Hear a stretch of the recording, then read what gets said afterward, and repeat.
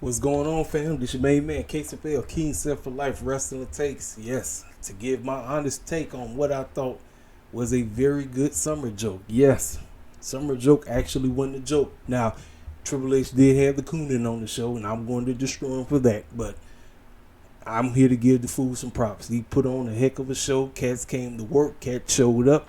Ladies and gentlemen, out of every match on this show, yes, Roman Reigns definitely came through to save the day because I was at a 6 out of 10.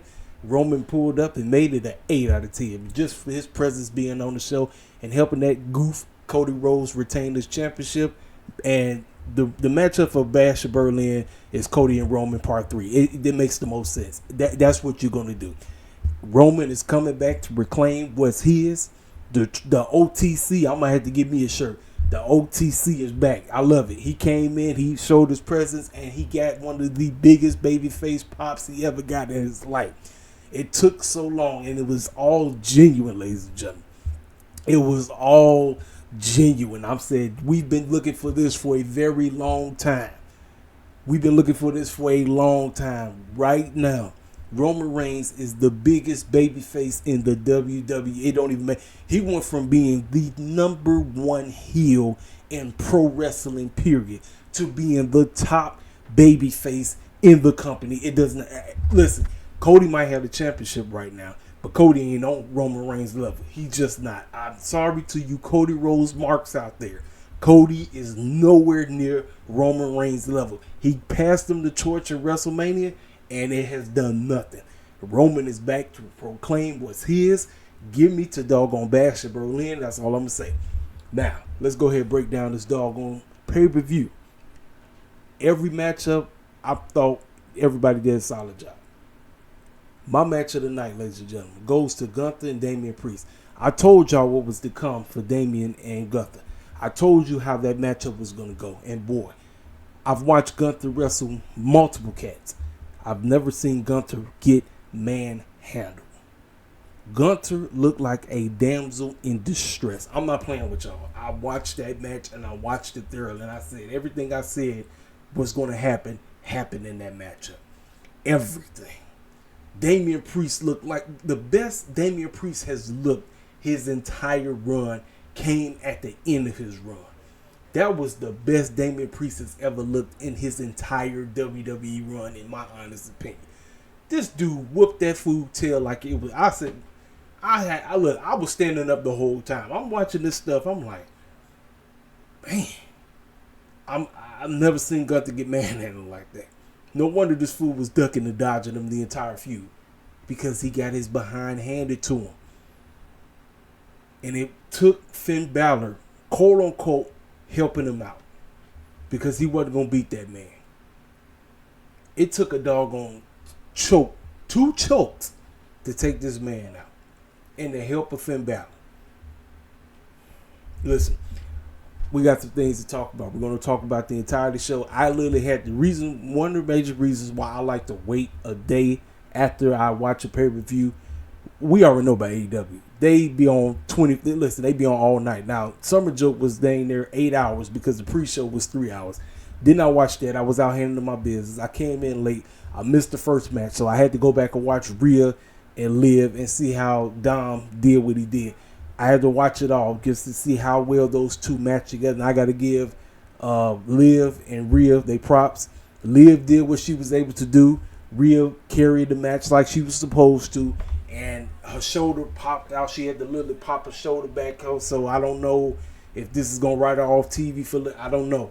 I'm not sure. I hope she's good, because she was favoring that. Listen, I know it's storytelling, but she was favoring her shoulder throughout the whole match. And she even went to the turnbuckles and popped it back in place or whatever. So I hope she's okay. Dom was out there acting like he was quote unquote going to help Rhea. And they brought the chair in. Liv went and got the chair. And she knocked out Liv. Rhea picked up the chair. Dom hopped up on the doggone turntables, the turnbuckles, and he tried to pull the doggone chair out of her hand, and he did it. So she turned around and looked at him like, I know you just didn't stop me from doing what I was supposed to do. Now, technically, remember, if she would have did it, she would have lost the match regardless, because this is a regular matchup. So she would have cost herself. So in a way, Dom kind of quote unquote was saving her, quote unquote. But she was focusing on him, looking at him. Liv pushed her into him, and she went flying into the doggone chair. Liv used that to her advantage. She did the move, and she kicked out. So everybody went crazy. Everybody in the audience went nuts out there in Cleveland. So then they did it again. Dom got up there trying to distract the ref, and Liv used the chair to do her move. Match over 1, 2, 3. Liv retains, like I said, thanks to Dom. And after the matchup, they are now the new couple. It's no longer Mommy and Dom. It is now Dirty Dom and Liv Morgan. They are official. It's done. It's over. Now, shout out to my main man, Ariel. I know he told me that he don't believe that the new Judgment Day is coming together. I don't want him to, but I'm trying to tell you. Get ready. Judgment Day 2.0 is about to happen. Liv, Dom, Finn, JD McDonuts, and Carlito. It should be done. Judgment Day should be over with. It should be completely done.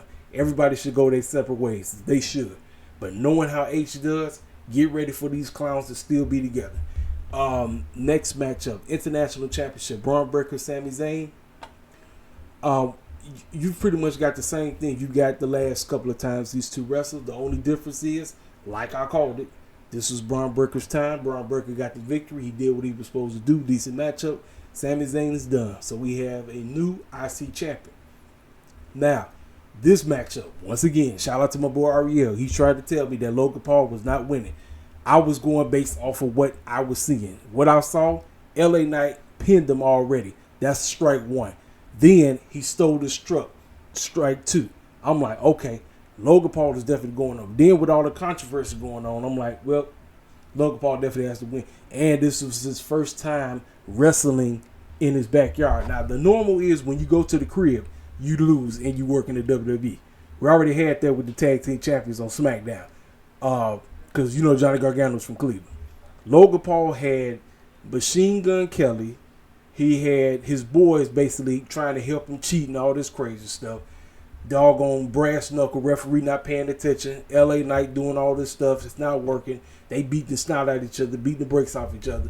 Doggone got the brass knuckles from Machine Gun Kelly. He put it on. Ref didn't see him. He hit him. He hops in there thinking that was going to do nothing. LA Knight did not sell the brass knuckles. Lays him out. Does his finisher. LA Knight gets the victory. 1, 2, 3. He is your new United States champion. LA Knight has finally got his first championship in WWE. Great. Now, the reason why a lot of you want to know why I have not really been, why I've jumped off the LA Knight bandwagon, is because of how he's been presented as of late, and also too, H, you got the champion. You got to make us give a rat's behind about LA Knight. He got the job done. Congratulations. Make him feel like a credible U.S. champion. That the ball is in H's court. LA Knight finally he did it. He finally got the job done. Everybody been rooting for him. They've been wanting to see him get it done. I was there last year, but then after a year, I jumped off the bandwagon. Now he has the championship. H, your job is to get us to care about LA Knight's run. I'm going to give LA Knight a month. I'm going to give him a month because now I have a reason to tune into SmackDown. I'm going to give this dude a month to get me to care about his run. If H don't do that, it's a failure. So next, the women's championship matchup. Now, Nia Jax, Bayley. I've been back and forth. I was sold that Nia Jax was going to win because I was thinking H was going to bring in them twins to help her get the job done. They did a fake cash in. Tiffany came out there with her new briefcase. Bayley used that. Bayley was, listen, Nia Jax and Bayley actually was doing work. Listen, man, let me tell you something. Cleveland was a mixed crowd. They was making noises for some parts of the show, but a lot of times I'm watching what I'm watching and I'm sitting up here like, man, y'all make some noise. They out here putting in work. They out here actually giving a crap about what they're doing. Make some noise. Do something. Nia Jax and Bayley was out here actually doing work. And I'm sitting up here like, okay. I'm like, all right. I'm just back and forth. I was like, okay. Because of what happened on SmackDown, because Nia Jax pinned her, I'm like, Bayley definitely got to retain. Then Tiffany's going to try to cash in, but it's going to be a failed cash in. Well, she really wasn't able to. She tried, but she got laid out by Bayley. And Nia did the Samoan sit where she was just sitting down on it. She did it twice. She body slammed about 3-4 times. Then she did the Samoan sit. She did that twice. And Bayley lost her champion. Nia Jax, the queen of the ring. Like I said with Gunther, I said Nia Jax was going to win. But I went back because of what happened on SmackDown. Nia Jax got the job done. She has it. Now, again, just like with LA Knight, Nia Jax, you got to make Nia Jax feel like she matters. You got to make Nia Jax feel like she matters. She got the job done. You got to make her feel like she matters. The twins would have been very helpful. I would have enjoyed the twins being there because now Nia Jax has a sense of like, you better take her serious. You better take her serious because she's not playing no more. But she got the job done. Great. Bayley did what she had. Nice solid 4-month run. Really wasn't on nothing, but she did what she was supposed to do. She came in here. She put Nia Jax over. Now we move on to the next chapter. Nia Jax is your new WWE Women's Champion. Then right before then, I think this is when we got the dumb man commercial with Apollo Crews and them using haircut products and all this stuff. I'm like, Apollo ain't even got no hair. What I said, I don't know why Apollo agreed to that dumb man commercial. Then you had Otis and them come out. Otis looked like he was about ready to start shaving his. I was like, is this supposed to be funny? Y'all trying to? This is some Monday Night Raw type of crap. What is this doing on the pay-per-view? This is not funny. This is dumb. And they showed that stupid commercial. I was like, it is what it is. Then we get to this matchup: CM Punk, Seth Rollins, Drew McIntyre. Now, the entire feud has been Drew McIntyre has been obsessed with CM Punk. We all know Drew McIntyre, his entire career died because he decided to go after CM Punk. Instead of focusing on beating Seth at WrestleMania, he was obsessed with CM Punk. That cost him the championship. So then as time went on, things just kept getting more worse for him. CM Punk pulled up at the doggone show at his crib. Then he messed up the cash in for him. It was just, okay, he had enough. So we knew Drew was going over. But now, because Seth can't stand CM Punk, he couldn't stand him ever since he came back. Now he's in the matchup. Now he's the doggone special guest referee. Coming out here wearing these silly tie man outfits and crap. Looking like he got it straight out of Becky's closet. We get into it. He told both of them, y'all, you lay a finger on me, the match is done. This is my show. This is my ring. I wanted to see if CM Punk can hang and can stay healthy. I got to give him props. As of right now, no word on anything about him getting anything hurt. We'll hear something. If somebody says something, we'll know whether or not he actually physically made it out the match 100%. I've been saying Drew screwed Drew this whole time. Now the storyline, because of that doggone bracelet, the bracelet with his wife and his dog on it, has screwed him up. He's been so focused on that doggone bracelet that he, instead of quote-unquote winning the matchup, he thought Seth Rollins, quote-unquote, was ready to screw him over. And he took it out on his own, and he laid out Seth. He laid Seth out. Drew got a Claymore kick. Match over. 1, 2, 3 is done. That doggone silly man bracelet cost CM Punk. And at this point, now, Drew, if he wants to move on, he can, but he won't move on. He will not move on. I don't know what we're getting ready to do. I'm not sure. I know it's going to lead to CM Punk itself. But again, instead of everybody expecting Seth to quote-unquote go after CM Punk, Seth was willing to call this match down the middle.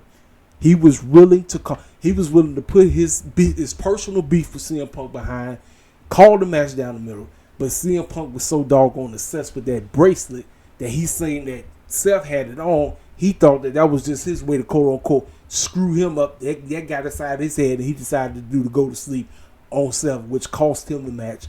Drew McIntyre got the Claymore kick on CM Punk. Drew wins as I expected him to. Now it's what do we do moving forward? I don't know. But that's that. So this matchup, CM Punk screwed CM Punk. That's basically what happened. It went from Drew screwed Drew to CM Punk screwed CM Punk because he's worried about that bracelet with his wife and his dog on it. That's what messed him up. That's what the whole storytelling of this matchup was. It was about that dumb man bracelet. That's what it turned into. It turned into the bracelet. That's what it turned into. So that's that. So then after this matchup, I believe this is when we got R-Truth, Miz, Austin Theory, and Grayson Waller come out here to give us one of the most tiredest, dumbest segments I've ever seen. And this got Jelly Roll in there. For people who are not familiar, Jelly Roll is the #1 country artist right now. I really don't listen to his music like that, but he's the biggest deal right now. He decided to come in there, and they did the rock bottom and John Cena move, the You Can't See Me, on 5 number shuffle on him and everything. And R-Truth was out there buck dancing as usual. I'm like, I find ladies and gentlemen, Triple H couldn't get an 8th match on there. For somebody who quote unquote loves black folk, he sure couldn't get the women's tag team match that he had on SmackDown. He could have actually put that on the pre-show instead of having a 3-hour pre-show. You could have gave us Jade, Bianca, and It's the Don Alba Fire, quote unquote, on the pre-show for the women's tag team. And this way you can at least say I had somebody black on the show wrestling. He didn't have one black wrestling match, but y'all fools want me to sit up here and say that this dude actually gives a crap about us. No, he doesn't. When you keep having R-Truth coming out here cooning every day, you can miss me with that nonsense. So I didn't see no outrage. Didn't nobody say nothing. Nobody said a thing. They was cool with what they got. They didn't say a peep. I ain't hear a peep. Now, I guarantee you this. If the shoe was on the other foot, if this was Tony Khan booking, everybody and their mama would be in Tony Khan's bitches talking about, do you care about your black wrestlers? I told you, it's such a double standard with you WWE heads. It don't make no dang sense. So, like I said, after that coon segment, my honest opinion, we got the best match on the show. I told y'all from the jump what the story was going to be with this. The whole build-up was Gunther disrespect Damian Priest. He got his Triple H on. He started calling him street trash and said he ain't nothing, he this, he pathetic and all this rap. Running his mouth, because that's all he was able to do was run his mouth. Damian Priest has dog-wiped him the entire feud, just dog-wiped. Every time they would get in the ring, Damian Priest is whipping his tail. So I knew this matchup was going to be Damian Priest beating his tail. That's exactly what happened. Now, backstage before the match, Damian Priest and Finn Balor, because I forgot to talk about this. After the situation they had with Rhea and Dom, Damian got in Finn Balor's face and accused them that he was all in cahoots. It was like a collusion of them working together. And then he said, you know what, I was out of line, man. And he said, hey, bygones be bygones. He said, look, he said, if I need you, man, he said, come on, if you need to come on out, I'll come out there. It was a setup. This was a major setup. I'm like, Finn Balor's going to be the reason why he loses the championship. Because Gunther really can't do nothing with Damian Priest. And, man, when I tell you, these fools went out there, Damian Priest dog-wiped Gunther. I've never seen Gunther get his tail beat like that. Never. You tell me a matchup where Gunther was getting beat up like that. And I don't want to hear nothing about no Dragunov. Dragunov is the one that get beat up all day. Gunther got his tail dog-whipped. He got molly-whopped. I'm trying to tell you right now, the boy got molly-whopped. Gunther got his tail molly-whopped. I said, man, my respect for Damian Priest just went to another level. Damian Priest beat this fool up so bad, this man was bleeding from his chest. This fool was bleeding all over the place. I was watching, I said, he beat this fool. He beating his tail. And I'm like, it's going to take Finn Balor. So, now, Damian Priest was a goof for doing this. Damian Priest did his move. He did his move set on the man. Instead of going ahead and pinning him right there, this fool going to push him all the way to the doggone rope so that Finn Balor, and we didn't even see Finn Balor come out there. Finn Balor just popped up out of nowhere. He pushed him all the way to the rope so Finn Balor can grab his leg and put it on the rope so the referee can catch it. I was like, come on now. I said, just like, remember when Cody, quote unquote, screwed himself for WrestleMania 39 by pulling Roman back into the corner so Solo could come out of nowhere and thumb him? It's the same thing here. Damian Priest basically screwed himself. He pushed Gunther to the doggone ropes. Finn Balor took his leg, and then boom. So that was pretty much it. So after that, and he seen the tape, he knew Finn Balor did it, and they showed Finn Balor basically with that smirk look on his face like, yeah, I did it, and what you gonna do about it? So he ready to go after him. Gunther put him in the doggone chokehold, and my referee man is he dragging, he getting ready to get knocked out. He didn't do it. He got him. He did a move set on him. It didn't work. So then he tried to go back out there, Finn Balor again. Finn Balor clocked him, and then Gunther did his choke on him, passed out. Damian Priest is done. You have a new World Heavyweight Champion, Gunther. Everybody and Grandma knew he was getting it done. I said he was going to get it done, but it took Finn Balor. Gunther got beat up the whole matchup. He got jumped. The story, listen, this is what the story was. The story was Damian was putting all his frustration that he's been dealing with, and he took it out on the man who's been running his mouth about him and disrespecting him and disrespecting his people and all this stuff. He beat his tail, but he forgot about the one problem he's been dealing with for the last 2 to 3, I don't know how long judgment they've been together. He forgot all about that, and because of that, because he quote-unquote thought his man had his back, his man double-crossed him. Finn Balor, he double-crossed him, he screwed him, and Damian Priest is sitting here today with no championship. Gunther is your new World Heavyweight Champion. I'm telling you right now, out of all the matches on the show, this was my favorite match. Because I told you, I got a much more respect for Damian Priest like never before. It's unfortunate that it took the end of his title run for that to happen. It took the end for me to actually see, okay, Damian Priest was a decent champion. Yes, his run probably was kind of subpar in some ways or whatever, but that right there, with that beatdown that he gave to Gunther, that was phenomenal, man. Because I've never seen Gunther get his tail beat like that. Never. Gunther got his behind kicked. He got beat down. Like I said, he got mollywopped, ladies and gentlemen. He got his tail mollywopped. And then we get to the main event. Now, ladies and gentlemen, I heard about Cody Rhodes' dog Pharaoh being his final trip on the road. So that tells me that Pharaoh really not doing too well. And they probably going to have to put him down. So backstage, you had Arn Anderson pulling up. Mr. I got my Glock. He pulled up, talking about I got people in the back. Because obviously you got 4 Wild Samoans that's ready to whip your tail. But you know you got some people in the back that's got your back. So you already know. So you giving a whole bunch of cats hugs. He gave old girl the one that be designing his clothes. He gave her a hug. All of this stuff. You know Cody. Then he put that goofy man skeleton mask looking like Homelander meets some goofy skeleton clown or whatever. Jack Skeleton, whatever. Come out there with that goofy mask on looking like a goof. Coming out here. Pyro goes off and all this crap. He comes out. Great. Solo out there. Solo out here. The boss man. The wannabe tribal chief. He's out there. So, Bloodline rules. I'm expecting everything. I'm expecting this to be a beat the brakes off your opponent match. Everybody get jumped. Got weapons coming. I'm expecting that. Man, they didn't do nothing. They took all day before they actually brought the steel steps in. Then after they brought the steel steps in, this when the Gorillas of Destruction come out of nowhere. They come in. They jump Cody. So then, you know, here come Kevin Owens. Kevin Owens come out to a decent pop. He come to run them off, but it's still not enough. Orton comes out of nowhere, and they run these 2 clowns off. So now everybody like, okay, where's Jacob Fatu? Where's Jacob Fatu? Now, ladies and gentlemen, we have some unfortunate news. Jacob Fatu done messed his foot up.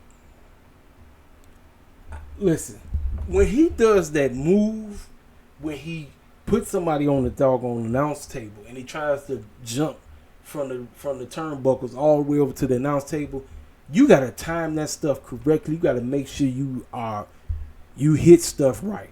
This fool messed his foot up. He messed his foot up, ladies and gentlemen. I don't know how long he's going to be out, but he done messed his foot up. Because they showed him in a walking boot. The fact that even Swerve, who don't even work there no more, said, prayers up to Jacob, hope you heal fast or whatever. Unnecessary spots, ladies. I get on the AEW for doing unnecessary spots. Unnecessary spots are not needed in the E. Because you're going to mess around and hurt yourself. You're trying to entertain everybody. Now your behind is on the shelf. Unnecessary. Just unnecessary. So, with all that being done, Solo think he got the job done. Nope. Everybody been waiting on the man. We've been hearing about him coming back. And also, throughout the whole matchup, all Solo kept doing was this. I said, if they're not telling you that Roman is coming back, because, listen, Solo don't know. I mean, he does it, but he don't do it nonstop. This fool did this maybe about 30 times throughout the whole match. He kept doing this all day, acting like he Daniel Bryan. I'm like, or Bryan Danielson or whatever. I'm like, bro, okay, Roman is coming. We know he coming. You telling us a little bit way too much. And Cody out here doing the Cody cutters and all this stuff and the bionic elbows and everything. And the music hits, ladies and gentlemen. The music hits. That might have been one of the biggest pops Roman has ever got in his life. Them fans in Cleveland marked the heck out for Roman. They marked out for him. They went nuts for him. They went berserk. I'm trying to tell y'all, man, it was great to see him in that shirt, OT7. I'm like, wait, OT? Oh, original Tribal Chief.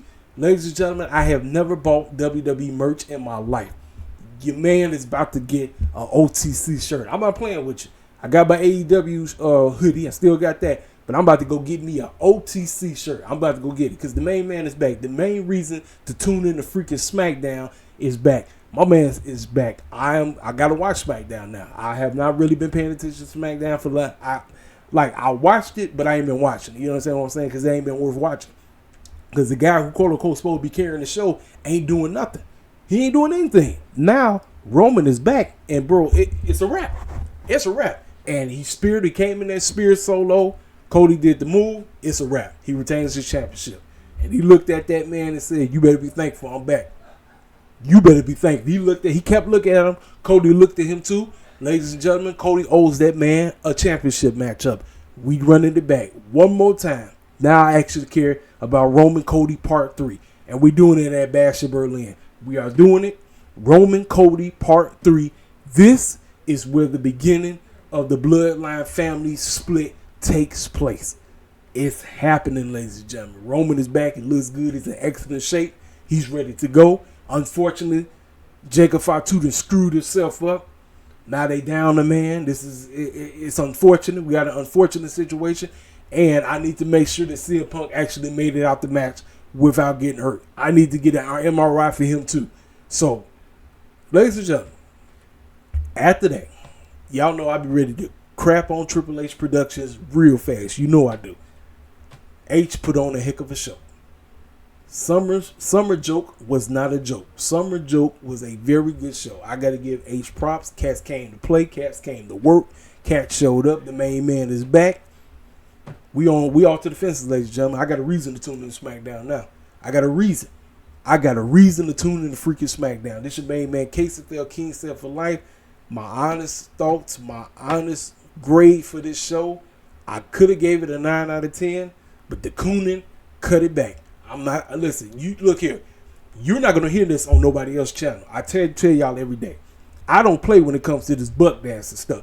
If I see some buck dancing foolishness in AEW, I'm going to call it out. What make you think I'm not going to call the buck dancing foolishness out in WWE land? You on some crack. Look, everybody showed up. I thought everybody did a solid job. Yes, the crowd could have done a better job. The crowd kind of was mid. They woke up when they were supposed to, but everybody came to work. So I got to give H props. 8 out of 10. That's my final grade for the show. Phenomenal show. I've seen cats who I know that's hardcore AEW heads that said the show is trash. That's on them. I'm just here to tell you, I'm not here to hate. H did a great job. I'm here to give him props. You know me. Look, if he do a good job, I'm going to give him props. If he bull a job, you know I'm going to be the first one to say he bull a job. I thought SummerJoke wasn't a joke. SummerSlam 2024 actually delivered. We're moving on. We're moving to Bash of Berlin. That's where we headed. Now let's start building towards Bash of Berlin. This your main man, KCFL, King Self for Life Wrestling It Takes. Hit the freaking comment section up. Make sure you, if you're new to the channel, feel free to subscribe. Make sure you hit that like button. I did not watch Collision. I heard Collision was pretty good. If I watch it tonight, I'll give you an honest review tomorrow. This your main man, KCFL, King Self for Life Wrestling It Takes. Holla at your boy.